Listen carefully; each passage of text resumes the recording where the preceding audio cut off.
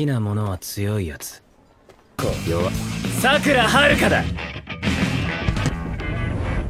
ヘドが出る。 Halo teman-teman, kali ini Denny makan kembali melanjutkan cerita spoiler anime Windbreaker episode 142. Tapi jangan lupa, bila teman-teman yang baru datang di channel ini, untuk tinggalin jejaknya. Oke, gak usah banyak ini tuh, langsung saja mulai ceritanya.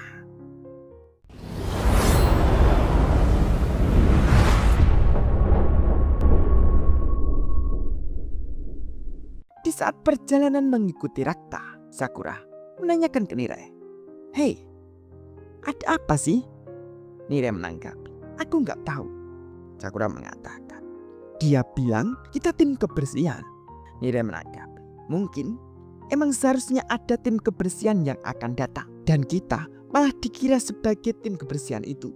Sakura mengatakan, "Dan sekarang dia bawa kita ke tempat yang seharusnya kita bersihkan." Nire menanggapi, "Kayaknya sih." Mendengar obrolan itu, Hiraki juga menanggapi, mengatakan, "Enggak, dia enggak ngira kita tim kebersihan, kurasa." Nire bertanya-tanya, "Dia enggak?" Hiraki mengatakan, "Aku cuma bilang kita itu karena dia sempat melirikku saat bicara dengan Umemiya. Seperti dia nyuruh aku ikut aja." Ume pun sedikit terkejut. "Apa? Serius?" Hiraki menanggapi, "Mungkin dia melirikku karena kau nggak sadar." Nira lalu menanyakan, "Terus dia bawa kita kemana?" "Rasanya kita balik ke tempat tadi." Dengan nyengir, Hiraki menanggapi, "Hah, nggak mungkin."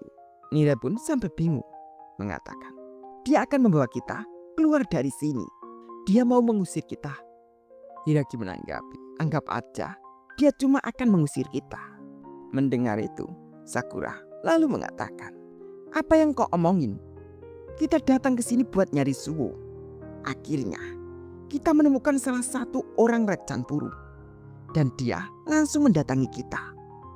Maka dari itu, jangan sia-siakan kesempatan ini." Nira pun sedikit khawatir. Iya, tapi..."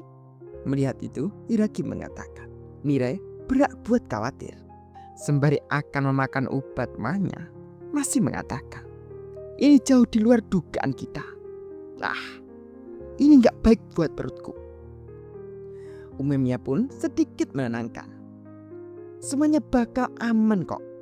Kalau dia berniat jahat sama kita, dia pasti udah ngelakuin sesuatu dari tadi. Gak ada alasan dia membawa kita keluar sejauh ini. Pasti dia punya rencana. Selain itu, tadi waktu aku lihat cara dia bicara dengan anak itu, aku punya firasat. Dia sebenarnya gak seburuk itu." Hiraki menanggapi, "Laki-laki, kau selalu ceria dan goblok ya." Umemiya mengatakan, "Ayolah, kau bilang gitu, padahal kau juga sama. Waktu aku melindungi anak itu, kau maju dan berdiri di depan. Itu beneran membuatku bahagia tahu. Aku selalu bisa bergantung padamu." Mendengar itu, Hiraki sampai menghela napas, melihat ke Rakta, lalu mengatakan, Aku cuma nggak mau ngerasain itu lagi. Aku seharusnya jadi yang pertama bergerak."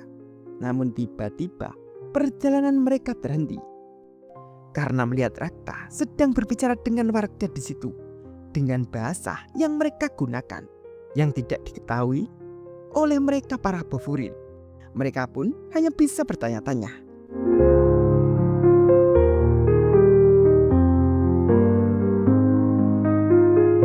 Setelah beberapa saat, Rakta sudah selesai mengobrol dan lalu melanjutkan perjalanannya lagi.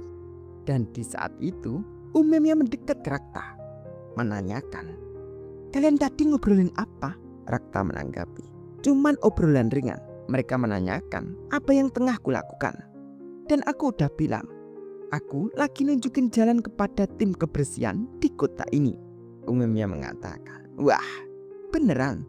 Itu bahasanya juga beda banget dari yang tadi kan? Kau menguasai beberapa bahasa." Rakta menanggapi, "Entahlah, Aku nggak pernah menghitungnya. Umi mengatakan, wow, itu keren. Hiragi yang berada di belakang pun sampai kesal, mengatakan, kok cerewet ya? Sakura juga sampai bertanya-tanya, oh, mereka sekarang berteman. Hiragi menanggapi, dia udah lupa identitas palsu kita. Dia seharusnya bos kita. Nira mengatakan, umumnya bisa berteman sama siapa aja ya. Seiring berjalannya waktu, mereka pun sudah sampai di tempat di mana mereka belum mengetahui. Nira mengatakan, aku merasa asing sama tempat ini. Sakura mengatakan, apa? Kau hafal semua jalan yang kita lewati? Nira menanggapi, iya, aku harus siap. Rakta pun masih menunjukkan jalannya, memanggil mereka, hei, kita udah sampai, tinggal naik. Mereka pun sampai bengong, mengatakan naik, sembari mereka melihat ke atas.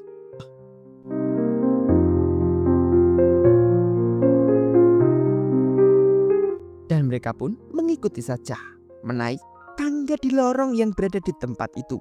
Hiragi mengatakan, cuma ada satu jalan ke atas. Kita nggak punya jalan keluar buat kabur. Sakura menanggapi, ya cocok buatku lah. Rakta pun sudah membuka pintu di tempat itu dan mengatakan, di sini. Mereka pun lalu masuk saja.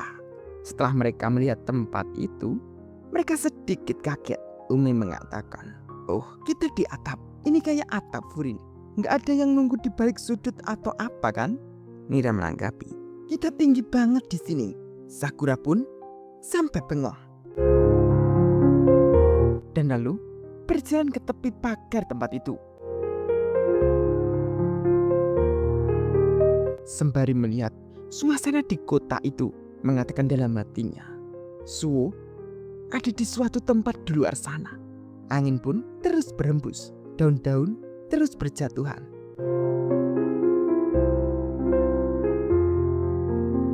Tiba-tiba Umi mendekat ke Sakura, sembari mengatakan, wah, itu membuat Sakura sedikit kaget. Umi mengatakan, luar biasa, kita bisa melihat seluruh kota. Sakura menanggapi, kau berisik banget. Nira mengatakan, sekarang kalau dilihat dari atas, beneran kelihatan kayak mangkuk besar. Hiragi mengatakan, hei, kau terlalu santai. Waspadalah sialan. Sembari memegang kepala, Umumnya menanggapi, maaf ya. Rakta yang masih berada di dekat pintu, Rakta lalu menutup pintu itu, sembari mengatakan, astaga, pantesan kau selalu hebat. Kalian udah sejauh ini. Sekarang kita akhirnya bisa bicara. Anggota Bohurin mendengar Rakta mengatakan itu, membuat mereka semua kaget. Wah, bakal seperti apa ya, Bre? Atau akan gelut? Atau ngobrol-ngobrol santai ya? Lanjut nanti teman-teman. Terima kasih. See you.